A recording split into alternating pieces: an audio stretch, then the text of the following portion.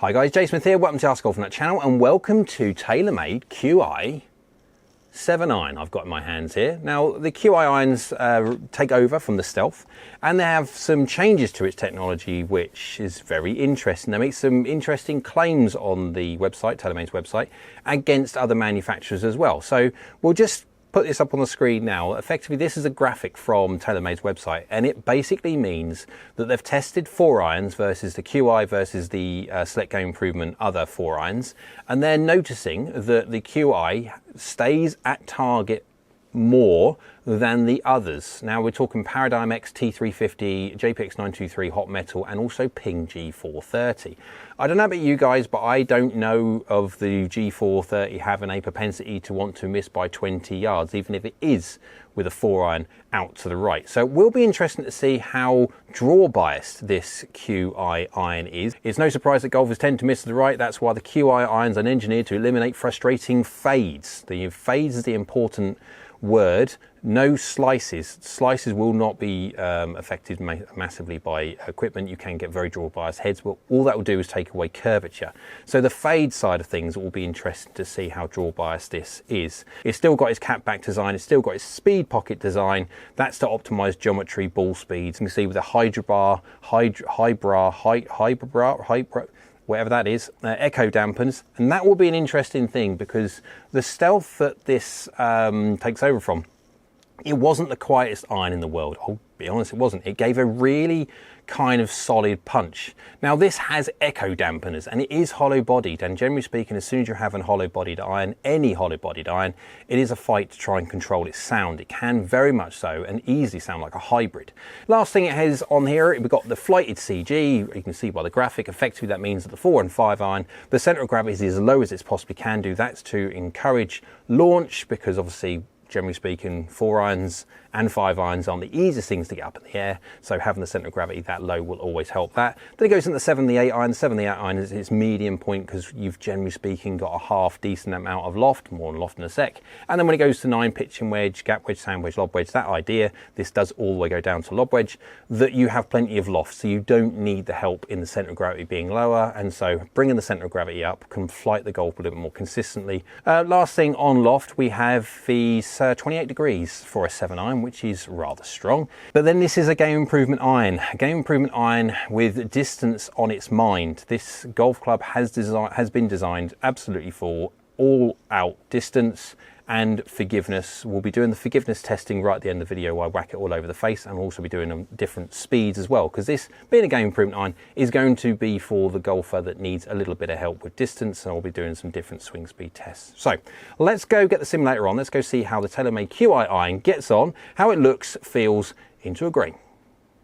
Simulator is now on. We are at Glenfora Golf Course. We've been on this one before. We're hole 18, the last one of the lot. It's a par 3 of 171 yards and it's up by just over 7 feet. I'll be testing this at 70 miles an hour, 80 miles an hour, and 90 miles an hour as well, to try and encompass as many golfers as possible to see how well this works when you start taking speed off. Right, quickly, by the looks of this thing, before we go and give it a hit, top line is substantial. Every angle on this golf club is relatively substantial. You've got, say, that big old top line. Sole thickness is decent, we'll call it. Blade lengths they're not massive. They're not like G700, G710 kind of size that you had before. They're battering rams. These are decent size. And you have got that one thing I don't like. I don't like that kind of like lump on the top of it's a game improvement thing. Bigger heads, etc. But I mean, it's not a bad looking head. The only thing I would say, but down by the golf ball, we've got that white line-up line, which I really like. And again, Ping have that as well. And I do like that. And do you know, depending on how you have this centered behind the golf ball, how far your ball position is pushed forward, etc., you can sometimes see just a little bit out the back of the iron. It's not a bad looking head. I prefer it actually personally over the Stealth, but again, looks are subjective. Right, let's go give it a hit, because they do say they've got them bars in there to try and quieten the old girl down.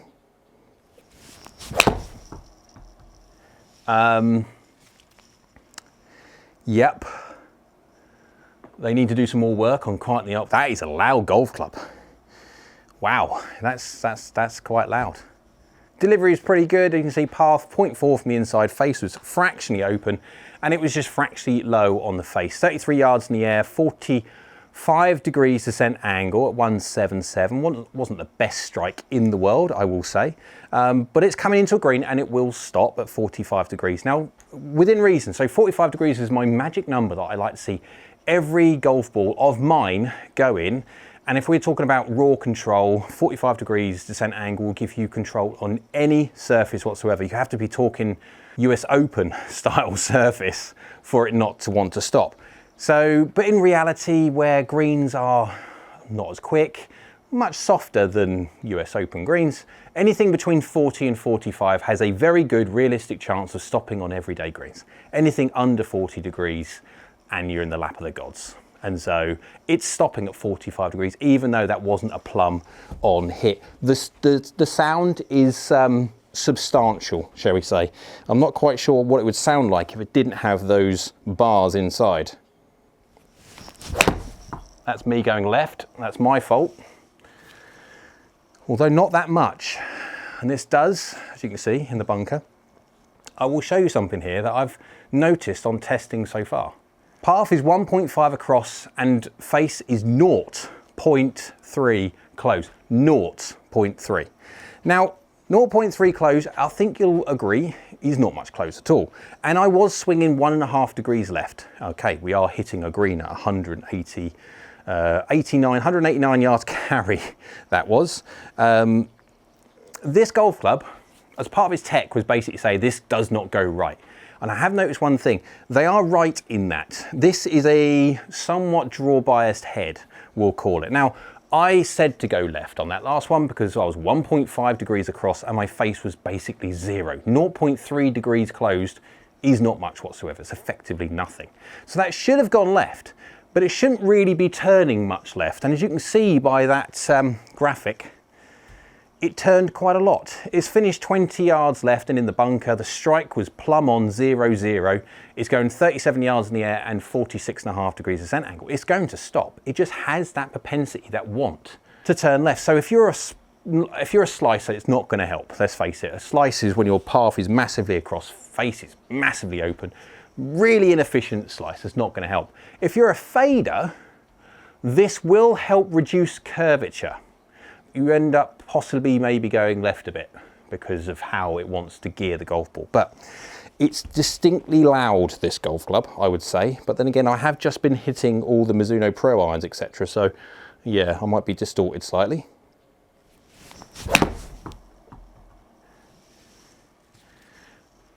Poor strike. Slightly high, slightly toe, and it's flying.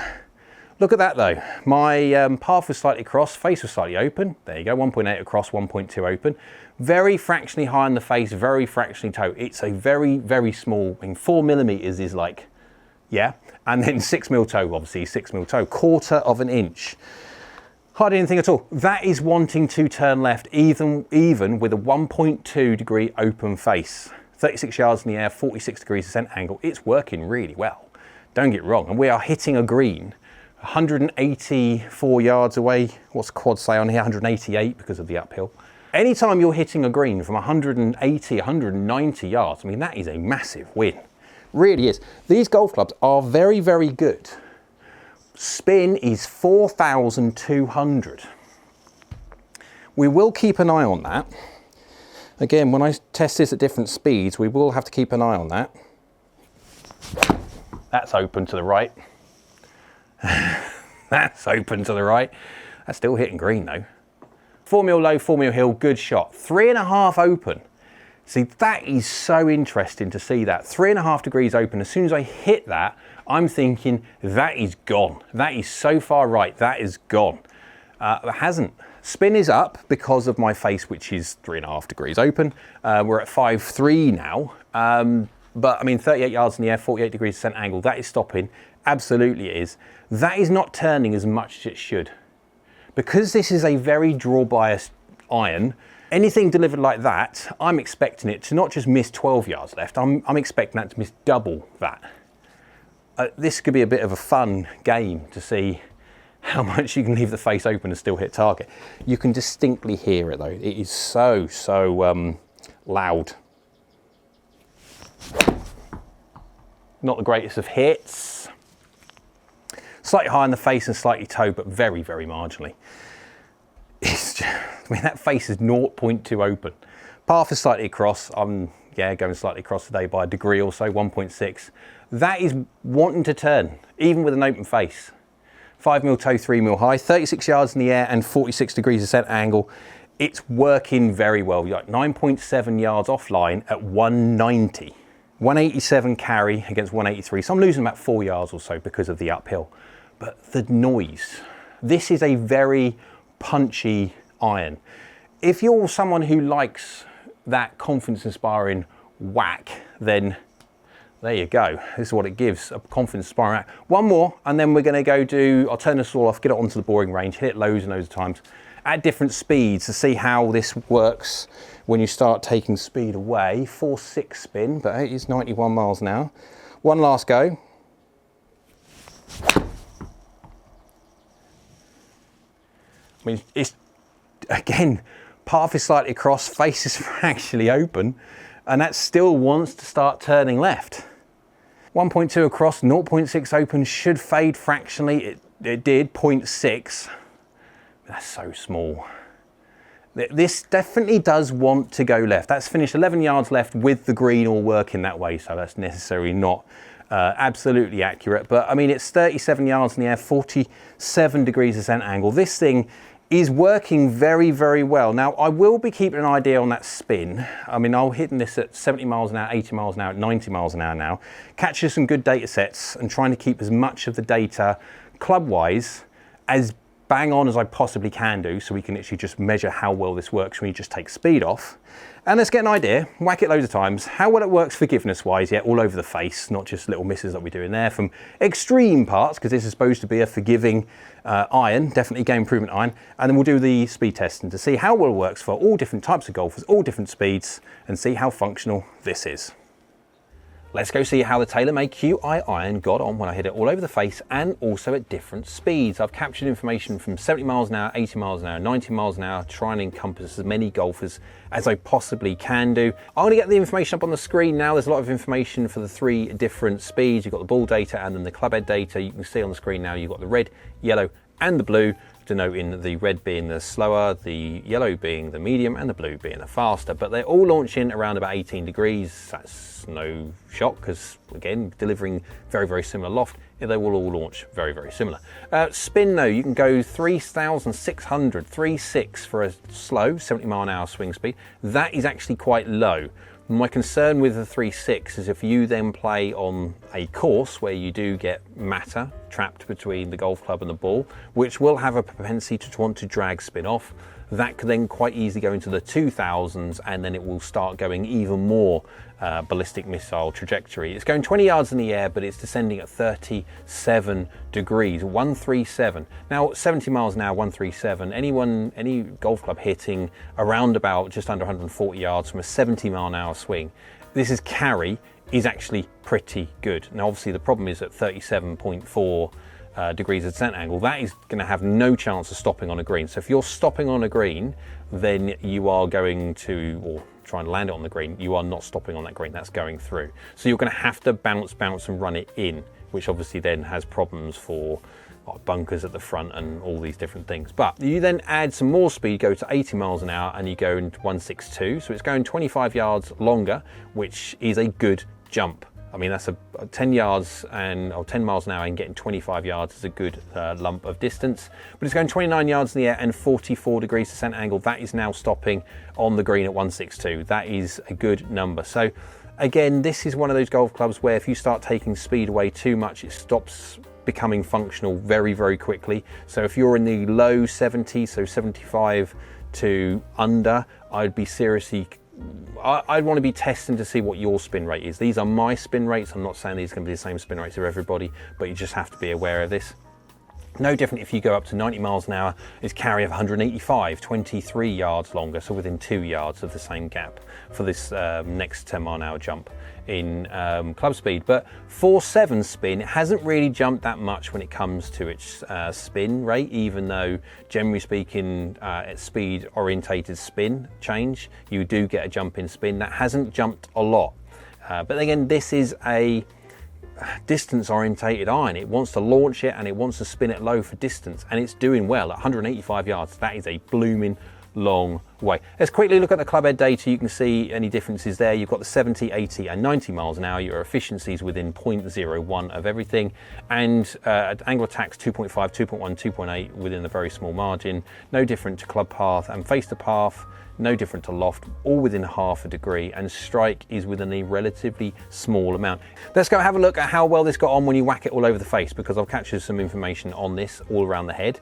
Let's just start off with the maxed out one first. We can see 0 mil low, 2 mil heel, 1.40.